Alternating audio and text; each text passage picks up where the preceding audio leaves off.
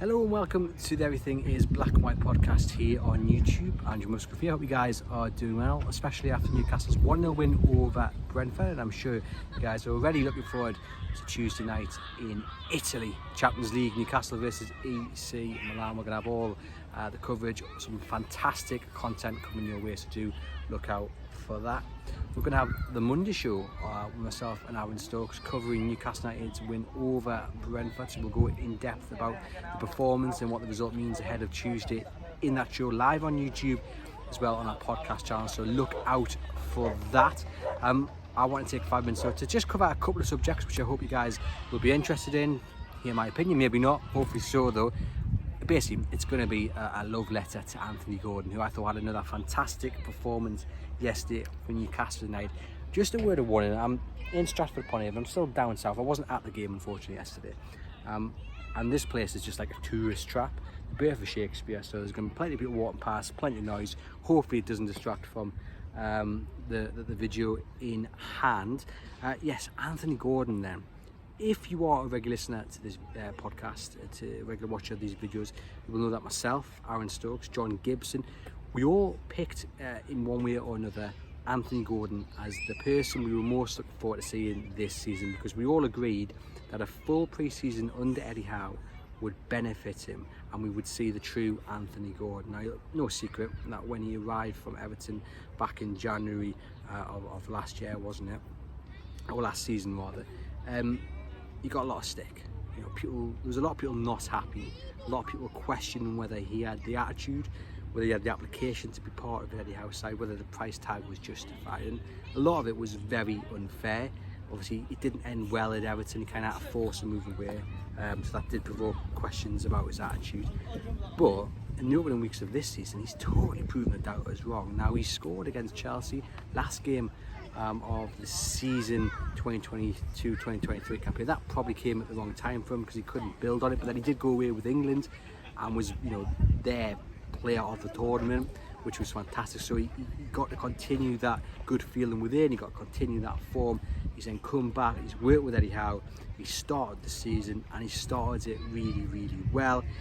Newcastle signed Harvey Barnes, predominantly left-sided player, and I think many people felt it would be Harvey Barnes and Miguel Almiron, or maybe even a new right winger who would be in the starting 11. Newcastle didn't sign a new right winger, they did have Harvey Barnes, but it's Anthony Gordon that's got the nod of ahead of Harvey Barnes. Of course, yesterday against Brentford, it was Anthony Gordon and Harvey Barnes, but for the large part of the season, Anthony Gordon has been played ahead of him, and he has taken the opportunity presented by Eddie Howe and ran with it. He's been absolutely superb, and I'm so happy that he's proven those who doubted him wrong, because he's got a big future ahead of him at Newcastle. He's going to be a key part of the success here, and I'm really looking forward to seeing him in Milan on Tuesday as well, because I think he will start on the left and I think Miguel Almiron will start on the right.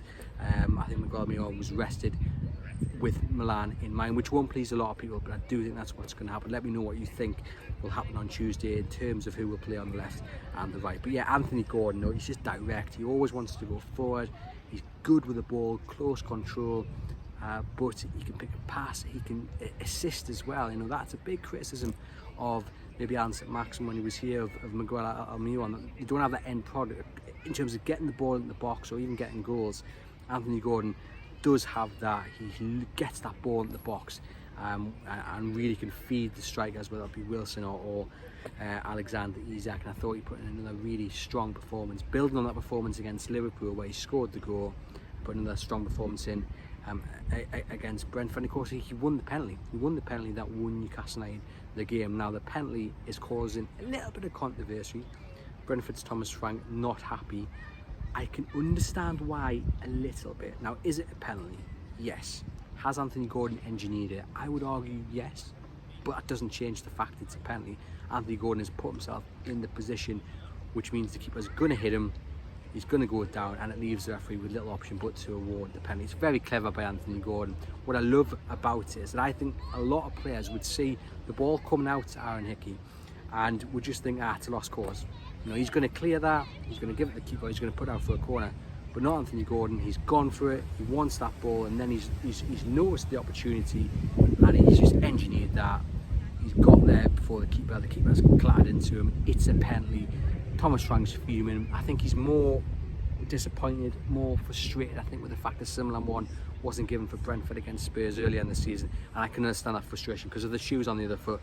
You're angry because when you watch the replay of the one that wasn't given for Brentford, it's probably more of a penalty than the Anthony Gordon one was.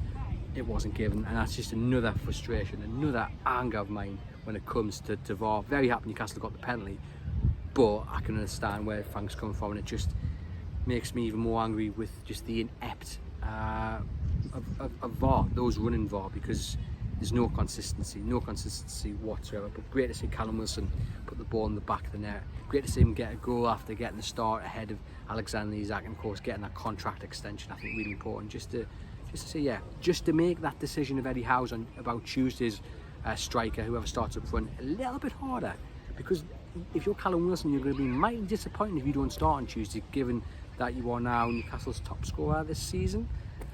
If you're Alexander Isak, you'll feel you deserve a start. It's not going to be an easy decision by any stretch of the imagination, but more of that on Monday's show. Just want to talk about the other decisions that came Newcastle United's way or didn't. The goal that was disallowed, Callum Wilson's goal, the tap in.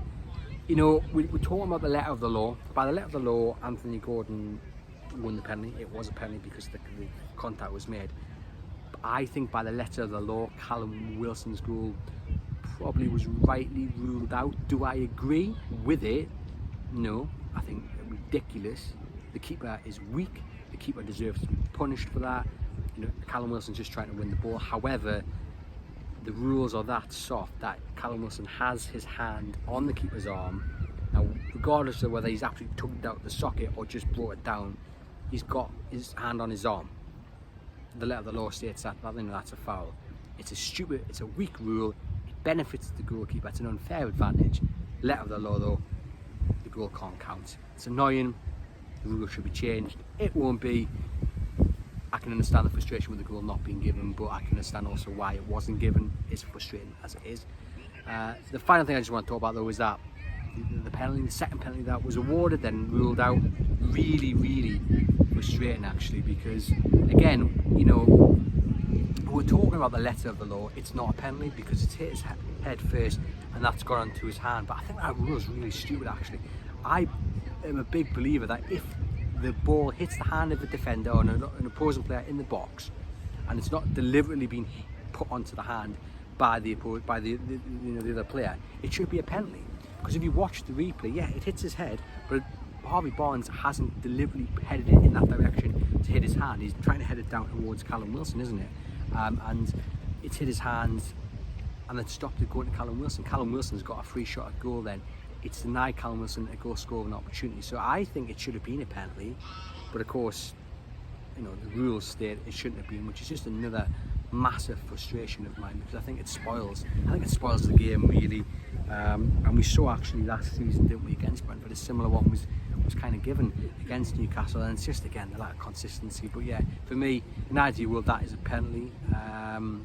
But the rules are just a little bit daft and a little bit stupid. But do you know what? None of it really matters, because the important thing is that Newcastle United have got all 3 points against Brentford. They needed to get that win to boost the confidence ahead of the trip to Milan. Milan beaten 5-1, and not just beaten 5-1 off anyone, beaten 5-1 off Inter Milan in the Milan derby. I mean, that is going to hurt.